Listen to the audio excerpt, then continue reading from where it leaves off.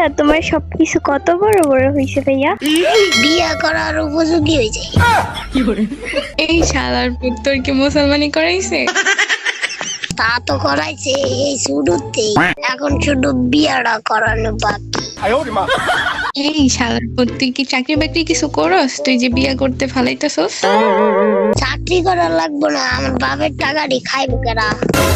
বাপের টাকা তোর মায়ে খাইবো, তোর মারই তো এখন তোর ভালো করে বয়স হয় নাই। আমার মার বয়স হয় নাই তো কি হয়েছে, আমার তো বয়স হয়েছে।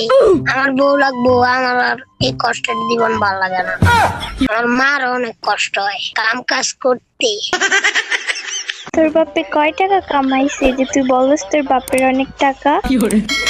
আমার বাপের বিল্ডিং আছে 3টা ঢাকা শহরে। ভালো করে তো বিল্ডিং এ কইতে পারস না, কেমন লেভা লেভা করে কথা কস।